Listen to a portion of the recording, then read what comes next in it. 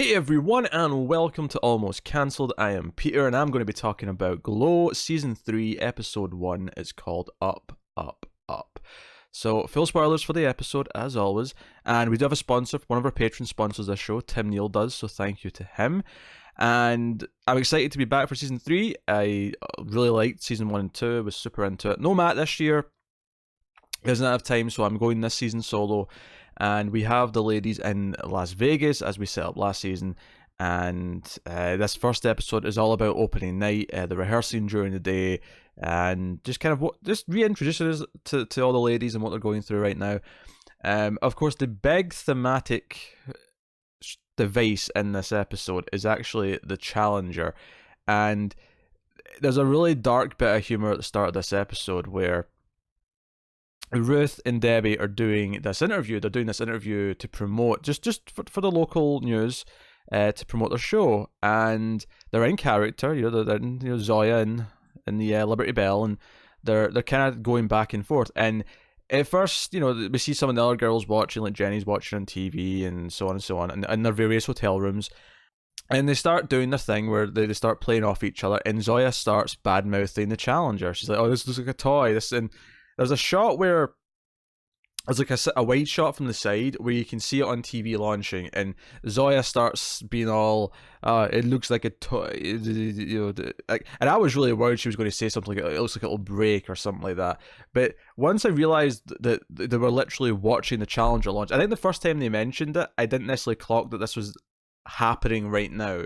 And then once that dawned on me, I had this like sinking feeling of, holy shit, when is that about to happen? And of course they're watching it, they're being interviewed live, or maybe not, yeah, it is live because the others are all watching it. And Zoya just starts bad-mouthing, and it cuts to a two-shot of them just on those two as Zoya's bad-mouthing the Challenger, and she's making fun of the people on board specifically.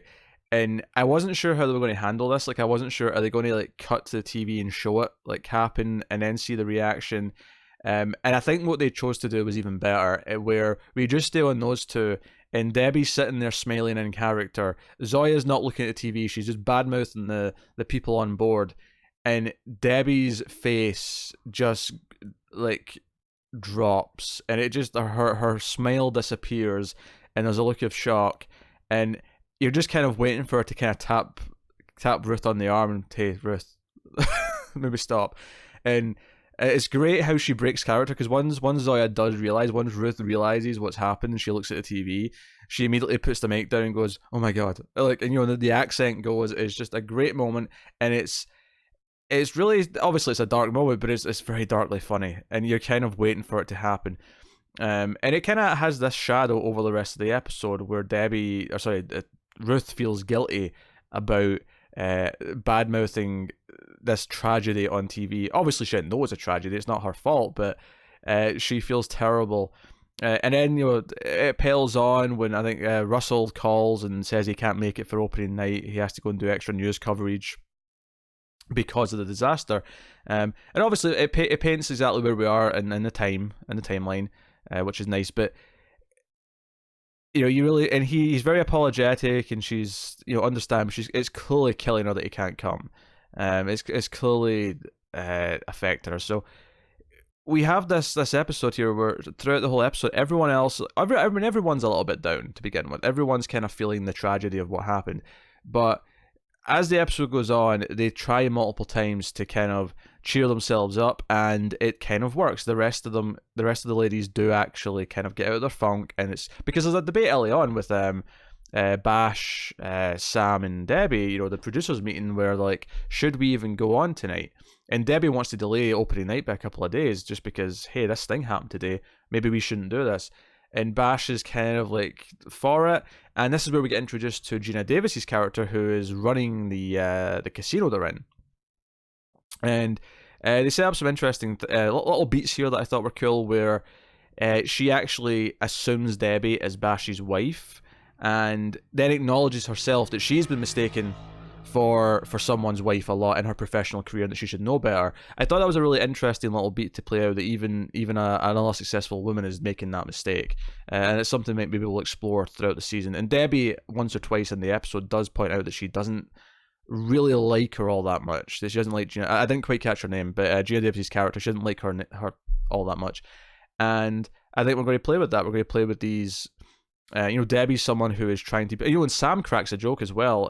It must be scary looking at the ghost of the future. Ghost of whatever the phrase is from A Christmas Tale. A Christmas Tale. You know what I mean? Yeah, A Christmas Tale. A Christmas Carol. That's the title I'm looking for. So, like, so interesting new character. Interesting to have someone kind of in that position to, almost not quite an antagonist to Debbie, although she might become an antagonist. But there's definitely some little seeds of conflict there, which should be interesting. And it's basically they actually fake a fire alarm. We find out after the fact that they fake a fire alarm almost just to cheer the guests up, because they use that as an excuse to give them some free chips, and some free booze on the way back in. And she kind of winks at them and says, "Oh yeah, it's a shame we had this, totally intentional accident." And it's kind of this marketing ploy. And Debbie's like, "Oh hey, you're gonna have to do that to cheer everyone up for tonight after what happened today." And she hands her just this rack of chips. Not the $1 chips, like a variety of value chips. And she's like, okay, we'll see if that's good enough. And she, Debbie, being a producer and being kind of a leader for the group, actually tries to use this to increase morale amongst everyone. And they all gamble and they start to win a little bit. And they're all kind of cheering. But Ruth, the entire time, does not look happy. Ruth kind of sinks away and just kind of leaves, and Debbie follows her out, and they have kind of a moment where Debbie's like, "Hey, come and see this," and she shows her their title, their name up in the flashy lights, and tries to. And we see Debbie still going through her divorce, and she's having sex with the valet who's 25, and Ruth's just kind of like, really. But so she's still going through some of her stuff, but she's trying very hard to be this leader. She's not just like, when she took the role of producer, she's really trying to be that, and be that specifically for the other girls and the team, because throughout the episode, one of our little running themes that we have is that Debbie keeps being annoyed that she's not being treated equally as well. And this was obviously something last season. And it's not so much that she's not being treated equally by Sam and Bash. That seems to, at least for this episode's sake anyway, be a little bit more smoothed over. But, the magazine with Bash on the cover, Debbie's not on the cover. It's like, hey, here's the hot new producer who's brought their show to Vegas. They're not really talking about her all that much. She's feeling a little bit ignored. And it's, at least to this moment, actually in the dressing room, before their opening night, where Sam comes on the PA system in the dressing room and tries to give them a pep talk, and Debbie decides to turn them off and give her own pep talk instead. So that definitely we're going to be playing with those themes throughout the season, no doubt.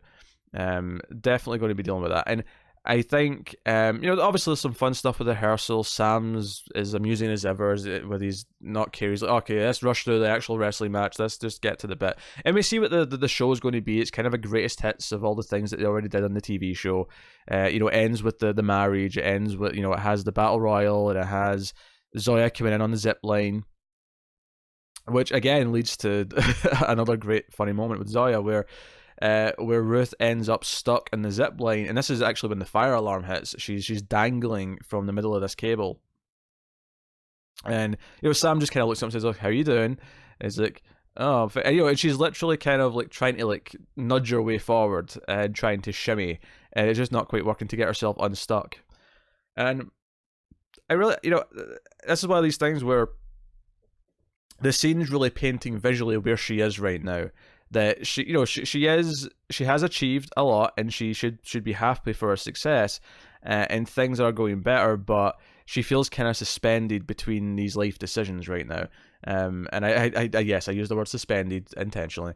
But it creates this visual of like how she feels right now, is she's literally suspended in the air, and she's trying to nudge forward, and she feels that she's just in a bubble essentially.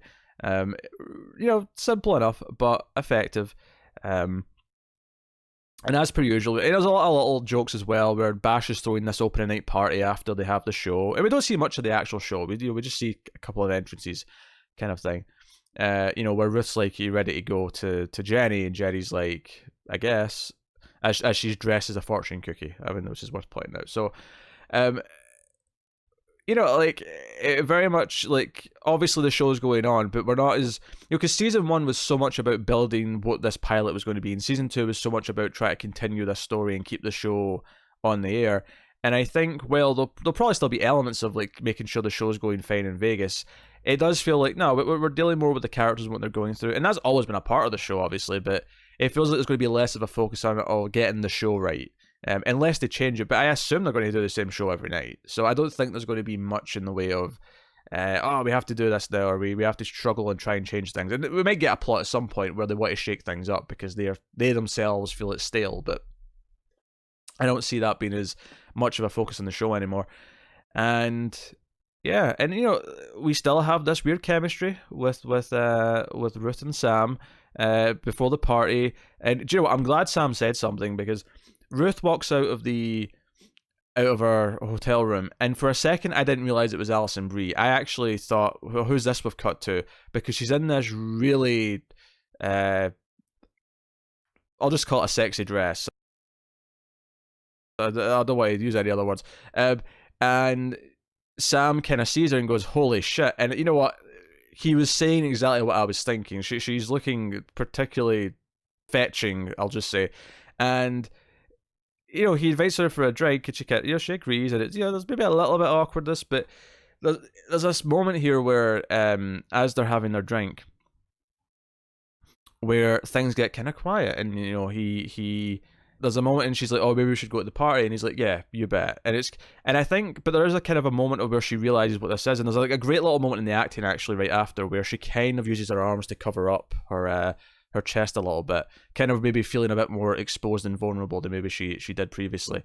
And I think it's interesting to me that maybe we're seeing a pattern in Ruth's character where, she did this, this awful thing at the start of the show where she cheated with Debbie's husband, and I do almost wonder if like she needs, like there's almost a part of her where she's going to end up ruining things again in some way, where she has to, and there's this temptation. She's with Russell, and she, if she wants to explore anything else, she should break it off with him, but she's not.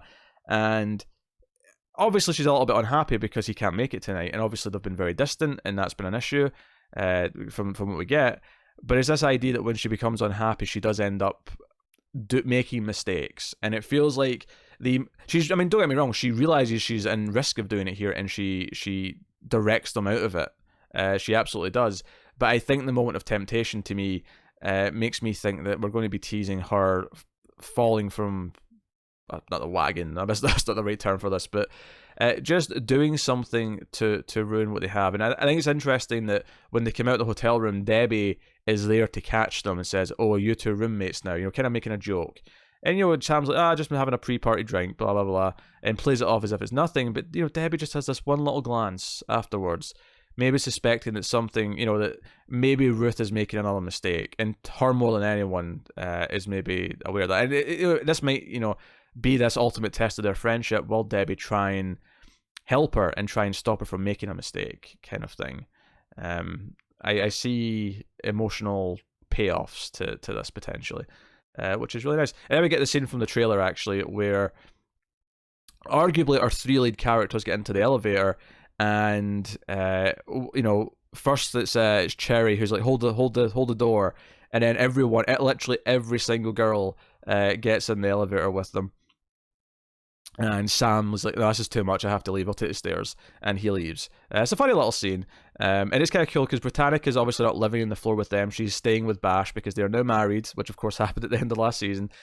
And again, very very interesting dynamic watching their stuff. They do consummate eventually, which up until now hadn't happened, and this is when she's trying to cheer him up before the party because he's feeling really stressed. The party was space themed, so they're trying to take away the shuttle cake and get all the balloons away because the balloons float, and that might remind people of astronauts, which I might even mention during the pep talk. Ruth asked for like a moment of silence for the Challenger, and it gets interrupted by Britannica walking in with all these balloons, and all the ladies start playing with the balloons and laughing.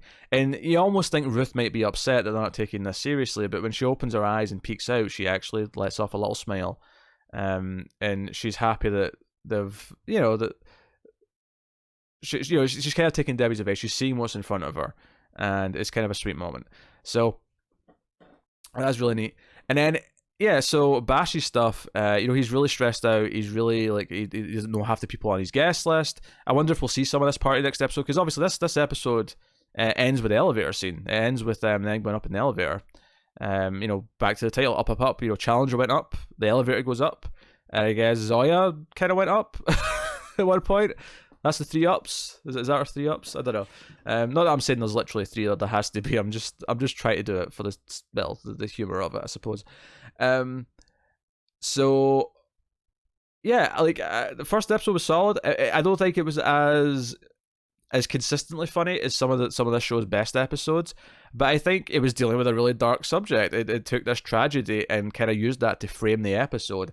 And while there's a couple of great moments to come from that, ultimately it does give this more somber tone to things. As somber as this show will get.